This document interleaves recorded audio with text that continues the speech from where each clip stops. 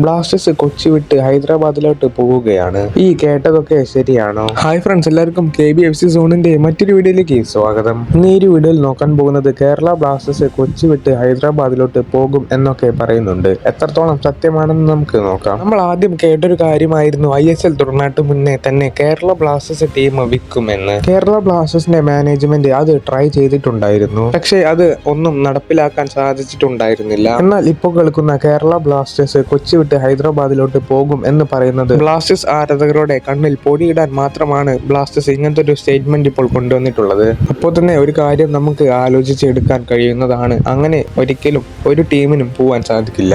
ISLിലെ വേറെ ടീമുകൾ സ്റ്റേറ്റ് മാറി പോയിട്ടുണ്ടോ എന്ന് ചോദിച്ചാൽ പോയിട്ടുണ്ട്. എക്സാമ്പിൾ എടുത്ത് നോക്കുകയാണെന്നുണ്ടെങ്കിൽ പൂനെ സിറ്റി FC. ഈ പറയുന്ന പൂനെ സിറ്റിക്ക് ആവട്ടെ അങ്ങനത്തെ ഒരു സിറ്റുവേഷൻ വരാൻ നല്ല രീതിക്ക് റീസൺസ് ഉണ്ടായിരുന്നു. പൂനെ സിറ്റിക്ക് ഇങ്ങനത്തെ ഒരു അവസ്ഥ വരാനുള്ള കാരണം എന്ന് പറയുന്നത് ഫിനാൻഷ്യൽ ക്രൈസിസും അതേപോലെ തന്നെ ആരാധകരില്ലായ്മയും സ്പോൺസേഴ്സ് ഒന്നും ഇല്ലായ്മയാണ് പൂനെ സിറ്റിക്ക് അങ്ങനത്തെ ഒരു സിറ്റുവേഷൻ വരാനുള്ള കാരണം. എന്നാൽ കേരള ബ്ലാസ്റ്റേഴ്സിനെ വെച്ച് നോക്കുമ്പോൾ അങ്ങനത്തെ ഒരു പ്രശ്നവും ഞാനിപ്പോൾ കാണുന്നില്ല. അതുകൊണ്ട് തന്നെ കേരള ബ്ലാസ്റ്റേഴ്സ് കൊച്ചി വിട്ട് ഹൈദരാബാദിലോട്ട് പോകും എന്ന് പറയുന്നത് ബ്ലാസ്റ്റേഴ്സ് ആരാധകരുടെ കണ്ണിൽ വെറുമൊരു പൊടിയിടാൻ മാത്രമാണ്. തെളിവില്ലാണ്ട് ഇങ്ങനെ ഒരു ISL ടീമുകൾക്കും കാണിക്കാൻ സാധിക്കില്ല. നിരവധി ISL ടീമുകൾ ഇങ്ങനെ പോയിട്ടുണ്ടെങ്കിലും അവർക്കൊക്കെ വ്യക്തമായ കാരണങ്ങളുണ്ട്. ബ്ലാസ്റ്റേഴ്സ് ഇത്ര നാളും ISLിൽ നിൽക്കാനുള്ള കാരണം എന്ന് പറയുന്നത് ബ്ലാസ്റ്റേഴ്സിന്റെ ഫാൻ ബേസ് തന്നെയാണ്. ഈ പറയുന്ന ഫാൻ ബേസ് ഇല്ലാന്നുണ്ടെങ്കിൽ ബ്ലാസ്റ്റേഴ്സ് എന്നെ ISL വിട്ടേനെ. എന്തൊക്കെയാലും ബ്ലാസ്റ്റേഴ്സ് കൊച്ചി വിടാനൊന്നും പോകുന്നില്ല. എന്തൊക്കെയാലും കൂടുതൽ ISLും കേരള ബ്ലാസ്റ്റേഴ്സിന്റെ ന്യൂസ് കിട്ടാനായിട്ട് ഈ ഒരു ചാനൽ സബ്സ്ക്രൈബ് ചെയ്ത് വെക്കുക. എന്തൊക്കെയാലും നിങ്ങളുടെ അഭിപ്രായം താഴത്ത് കമന്റ് ചെയ്യുക.